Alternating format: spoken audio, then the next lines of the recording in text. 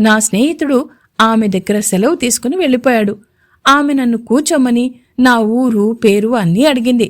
మరో 2 నిమిషాలు ఆ మాట ఈ మాట చెప్పి మధ్యాహ్నం భోజనం కాగానే జంతు ప్రదర్శనశాలకు కొందరు మిత్రులు, మీ దేశం నుంచి కొత్తగా వచ్చిన వారిని తీసుకువెళ్లాలనుకుంటున్నాను, నువ్వు కూడా వస్తావా అని అడిగింది. తప్పకుండా, సంతోషంగా వస్తా అన్నాను. అయితే 2 గంటలకు కలుసుకుందాం అంది. నేను లేచి గుడ్ మార్నింగ్ చెప్పి నా గదికి వచ్చేశాను.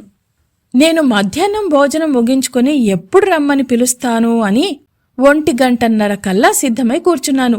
జంతు ప్రదర్శనశాల ఏమిటా, ఇలాంటిది ఎందుకు ఏర్పాటు చేశారు, అది చూసేదేమిటి, ఎక్కడ పడితే అక్కడ మనకు అన్ని రకాల జంతువులు కంటికి కాలికి తగులుతూనే ఉంటాయి కదా, ఇందులో ఏమైనా పులులు సింహాలు సర్కస్లోకి మళ్ళీ ఉంటాయా అని ఆలోచిస్తూ కూచుండగా సరిగ్గా 2 నిమిషాలుందనగా బయటికి వెళ్లడానికి సిద్ధంగా ఉంటే రమ్మనమని ఒక మనిషి వచ్చి చెప్పాడు.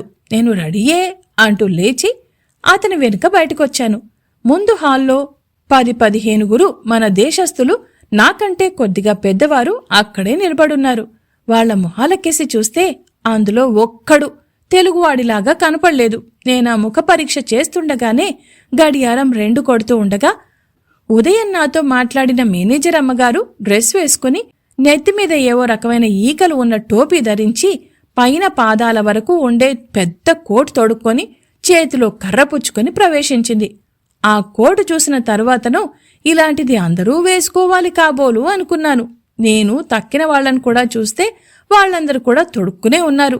అందరి కళ్ళు నా మీదే పడ్డాయి. అది గ్రహించుకుని నేనిప్పుడే వస్తానండి అని గబగబా నా గదిలోకి పరిగెత్తి నేను నా కోటు తొడుక్కొని వచ్చాను. వెంటనే బయలుదేరాను. వీధిలోకి వచ్చేసరికి 10-15 మంది కూర్చోవడానికి సరిపడే కారు ఒకటి సిద్ధంగా ఉంది. మేమందులో కూర్చోగానే బయలుదేరి ఊరంతా తిప్పి తిన్నగా ప్రదర్శనశాలకు తీసుకువెళ్ళింది. మేమంతా అక్కడ దిగి లోపలికి వెళ్లాం. లోపల ప్రవేశించడానికి టికెట్లు కూడా కొనుక్కోవాలి. మా అందరికి బదులు మేనేజర్ అమ్మగారి టికెట్లు కొన్నారు. లోపలికి వెళ్లదుము గదా, అదేదో మన పెద్ద పశువుల శాలలా ఉంటున్నదనుకున్నది అలా కాకుండా ఏదో కొన్ని 100 ఎకరాలు వ్యాపించినట్లు కనిపించింది. అందులో కొంత భాగము కటకటాలు కట్టిన ఇళ్లలాంటి వాట్లలో కొన్ని జంతువులంటే నేను ఆవులు, గేదెలు, ఎడ్లు, పోతులు, మేకలు, గొర్రెలు, గాడిదలు, గుర్రాలు, ఇంకా కావలిస్తే ఏనుగులు, లొట్టపిట్టలు తప్ప మరేమీ ఉంటాయనుకున్నాను. ఇవి లేనేలేవసలు. అక్కడ లేళ్లు, దుప్పలు, కొన్ని రకాల గుర్రాలు, కొన్ని రకాల కంచరగాడిదలు ఆఫ్రికా నుంచి వచ్చాయట. అవేవో జీబ్రాలట, గుర్రాల్లాగానే ఉన్నాయి. ఎటొచ్చి ఒంటి నిండా పెద్ద చారలు, పెద్ద పులి చారల్లాంటివి కావడం. పెద్ద పులిని నేను చూడలేదు కాని పెద్ద పులికి చారలుంటాయని పెద్దలు చెప్పటం. అదే కాకుండా మా ఊళ్ళో పీర్ల పండగలో పెద్ద పులి వేషాలు వేసేవాళ్లు ఇలా చారలు వేసుకోవడం ప్రత్యక్షంగా చూశాను. ఇక్కడే చారలున్న గుర్రాల్లాంటి జీబ్రాలు చాలా అందంగా కనపడ్డాయి. ఇంటికి వెళ్లిన తర్వాత అవసరమైతే ఆఫ్రికా మీదుగా వెళ్లి ఓ జత జీబ్రాలు కొనుక్కొని 2 గుర్రాల బండి లాంటి దానికి వీటిని కట్టి ఏ మెడ్రాసో తీసుకువెళ్లినా జనమంతా విరగబడి చూసి సంతోషిస్తారు. ఏమైనా సరే వాట్లను తీసుకువెళ్లవలసిందే అనుకున్నాను. పందులు దేశావాలివి, అడవి పందులు, ఇవి కూడా మామూలు వాడిలా ఉన్నా నోట్లో పైకి కనబడుతూ 2 పెద్ద కూరలతో ఉన్నాయి. వీటికంటే చాలా చిత్రమైనది, అందమైనది, భయంకరమైనది పంది జాతి కంతకి శిరోభూషణమైనది. ఆ జాతి కంతలోనూ చిన్నది ముళ్ల పంది కనబడ్డది. ఏం విచిత్రంగా ఉన్నది. దాని ఒంటి నిండా నలుపు, తెలుపు రంగులో 6 అంగుళాలో 7 అంగుళాలో పొడవుగల వాడి అయిన ముళ్ళు సూది మోపడానికి వీల్లేకుండా శరీరం నిండా ఉన్నాయి, ముఖం మీద తప్ప. ఇవన్నీ పుట్టుకతోనే ఉంటాయా, లేకపోతే తరువాతిలా మొలుస్తాయా, లేకపోతే చూసేవాళ్లను గమ్మత్తు చేయడానికి ప్రదర్శనశాల వాళ్లు ఇలా ముళ్ల తొడుగునేదైనా తొడుగుతారా అని ఆలోచిస్తుండగా మాతో కూడా ఉన్న ప్రదర్శనశాల తాలూకు మనిషి కటకటాల మధ్య నుంచి కర్రతో ఒకదాన్ని పొడిచాడు. దానికి ఒళ్ళు మండి, అమ్మ వెధవ, ఉండు నీ పని చెప్తా అన్నట్లు ఓ విధమైన శబ్దం చేసి వాడి మీదకు ఉరకబోయింది. చిత్రమేమిటంటే ఆ క్షణంలో మనకు గరిపొడిచినప్పుడు మన శరీరం మీద రోమాలు నిలబడినట్లు ఈ పంది మీద ముళ్ళన్నీని టక్కున లేచాయి. ఆ స్థితిలో ఇది ఎవరి మీదైనా పెడితే ఇంకేమైనా ఉందా అని అనుకుంటూ ఉంటే అప్పుడా మనిషి ఉపన్యాస ధోరణిలో వీని సంగతి అంతా చెప్పుకొచ్చాడు.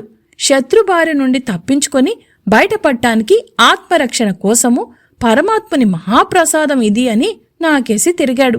నేను అనాలోచితంగా మరి తక్కిన జంతువులకో అన్నాను. వాడొక్కసారి నాకేసి తీక్షణంగానూ తర్వాత కొంచెం జాలిగానూ చూసి, ఏ జంతువుకు తగిన అవసరమైన రక్షణ శక్తిని వాటికి తగ్గ రీతిగా దైవం ఏర్పాటు చేస్తాడు అన్నాడు. మా మేనేజర్ అమ్మగారి ముఖంలో మందహాసం కనిపించింది. మేం ముందుకు సాగాం. ఇక కోతులు కొండముచ్చులు ఉండే చోటుకు వెళ్ళాం. చిన్న పెద్ద కొన్ని వందల రకాల కిచకిచలాడుతూ పళ్ళు ఈకిలిస్తూ మాకేసి తమాషాగా చూస్తూ ఎగురుతూ ఊచలు పట్టుకుని పైకి ఎక్కుతూ మళ్ళీ కిందికి దిగుతూ వాటిలో అవి ఆడుకుంటూ ఎంతో తమాషాగా కనపడ్డాయి. ఇతర చోట్ల అన్నిటికంటే ఈ కోతుల దగ్గరే జనం ఎక్కువగా మోగారు. వచ్చిన వాళ్లందరూ ఆడ మగ పిన్న పెద్ద అందరూ కూడా వాటి కోసమే ఏవేవో కాయలు గింజలు పళ్ళు కొని తెచ్చి ఇస్తున్నారు. అవి లోపలికి వేస్తుంటే వాటిలో అవి దెబ్బలాడుకుంటూ ఒకదాని చేతిలోండి మరొకటి లాక్కుంటూ తింటూ మమ్మల్ని చూస్తూ పళ్ళెక్కిలిస్తూ మరికొన్ని ఇమ్మని చేతులు జాపుతూ ఉంటే ఎంతో వింతగానూ సంతోషంగానూ ఉంది. వచ్చిన వాళ్ళెవ్వళ్ళు ఓ పట్టాన కదిలిపోవడం లేదు. కొందరు ఆడవాళ్లు పిల్లలు ఈ పళ్ళు వగేరా తమ చేతిలో వాటిని వాటికందించి అవి తీసుకుంటుంటే సంతోషంగా ఆడుకుంటున్నారు. ఒక అమ్మాయి చేయి జాపి అది అందుకోబోతుంటే దాన్ని ఏడిపించడానికి చటుక్కున చెయ్యి వెనక్కి లాక్కుంది. అది కోపంగా చూస్తూ ఊరుకుంది. ఆ అమ్మాయి రెండవసారి ఊరుకోక మళ్లీ చేయి జాపింది. రెప్పపాటులో ఆ కోతి ఈ అమ్మాయి మొర్రోమని అరుస్తూ ఉంటే అది పళ్ళెక్కిలిస్తూ చెయ్యి విడిచిపెట్టలేదు. ఇంతలోనే అక్కడ నౌకరొచ్చి ఆ కోతిని మందలించి కొడతానని బెదిరించేసరికి అది విడిచిపెట్టింది. ఈ గందరగోళం చూడ్డానికి జనం చాలామంది గూమిగూడారు. వాళ్లల్లో వాళ్లు నవ్వుకున్నారు. ఈ అమ్మాయికి సానుభూతి చూపించారు కొందరు వెళ్లిపోతూ ఉన్నా మరికొందరు స్త్రీలు అక్కడే నిలబడి లోకాభిరామాయణం మాట్లాడుకుంటున్నారు. పంజరానికి దగ్గరలో ఒక లావాటి మనిషి, కొంచెం వయసు మళ్లినదే, తలా చేతులు ఊపుతూ ఏదో ఉత్సాహంగా కబుర్లు చెప్తోంది. మేమింకా ముందుకు వెళ్దామని బయలుదేరాం. పంజరం ఊచలు పట్టుకుని లోపల ఉన్న ఒక కోతి చాలాసేపటి నుంచి ఈవిడ అభినయం చూస్తూ ఉపన్యాసం వింటూ పళ్ళెకిలిస్తోంది. ఈవిడ సంభాషణ హడావిడిలో చూసుకోకుండా తనకు తెలియకుండా పంజరానికి దగ్గరగా వచ్చింది. ఆ కోతి రెప్పపాటులో ఈవిడ నెత్తిమీదున్న టోపీ అందుకుని లాగింది. మొర్రో మంది ఆవిడ. అందరూ నిర్ఘాంతపోయి చూశారు. ఆవిడ టోపీతో పాటు ఆవిడ నెత్తిమీదున్న కృత్రిమ కేశాలంకరణ కూడా ఊడొచ్చింది. ఆవిడకు ఆపుకోలేని దుఃఖం వచ్చింది. ఒళ్ళు మండి తన చేతిలో ఉన్న కర్రతో ఆ కోతిని కొట్టబోయింది. కోతి నవ్వుతూ లోపలికి తప్పుకుంది. ఎటొచ్చి కటకటాల నుంచి ఈ టోపీ లాగలేక అక్కడే విడిచిపెట్టింది. ఈవిడ దాన్ని తీసుకుని ఇంతమందిలోనూ అది నెత్తిమీద ఎలా పెట్టుకోవడమా అని ఆలోచిస్తూ ఉండగా అక్కడికొక నౌకరు పరిగెత్తుకొచ్చి కోతిని కోప్పడి ఈమెను పరామర్శించి ఆమె చెయ్యి పట్టుకుని దగ్గరలోనే అలంకరించుకోవడానికి స్త్రీల కోసం ఏర్పాటైన ఒక గదిలోనికి తీసుకుని వెళ్లాడు. ఆమెను చూస్తే ఎంతో జాలు వేసింది. నాకు ఆ కోతి కొంటతనం చూస్తే నవ్వొచ్చింది.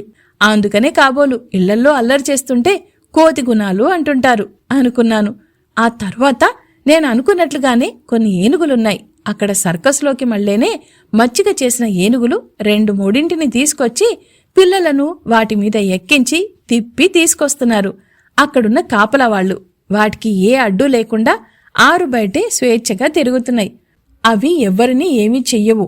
ఎవ్వరేదిచ్చినా తొండంతో తీసుకుని నోట్లో పేసుకుంటుంది. అక్కడెక్కువసేపు నిలబడవలసిన అవసరం లేకపోయింది. ఆ పక్కనే లొట్టపిట్టలు కనపడ్డాయి. వాటిని బొమ్మల్లోనే గాని ఇదివరకెప్పుడూ చూడలేదు. వాటి పొడుగాటి మెడలు, మూపురాలు, ఆ ముఖాలు చూస్తే మొత్తం మీద జంతుకోటి కంతలోకి ఇదే అందవికారమైన జంతువు అనిపించింది. అక్కడ నిలబడలేకపోయాను నేను. ఇంకొక 10 బారలు ముందుకు వెళ్లేసరికి ఆఫ్రికా దేశం నుంచి వచ్చిన మరో చిత్రమైన జంతువు జిరాఫీ కనపడ్డది. దాని పొడుగాటి కాళ్ళు, కుదిమట్టమైన శరీరము ఒక రకంగా బాగానే ఉంది గాని దాని మెడ ఎంత పొడుగో చెప్పలేం. తాటి చెట్టు చిగురు కూడా అమాంతం అందుకోగలదని అనుకున్నాను. ఇది ఆకులు అలములు తింటూ బతుకుతుందట. అందుకని ఎంత ఎత్తైన కొమ్మలను అందుకొని భుక్తి గడుపుకోవడానికి సృష్టికర్త చేసిన ఏర్పాటు అని మాతో వస్తూ ఉన్న నౌకరు చెప్పాడు. అంత పొడుగు మెడ ఉన్నా చూడ్డానికి కొంత ముచ్చటగానే ఉంది. దాని ముఖం లేడి ముఖంలాగా ఎంతో అమాయకంగానూ బీరువుగానూ కనపడ్డది.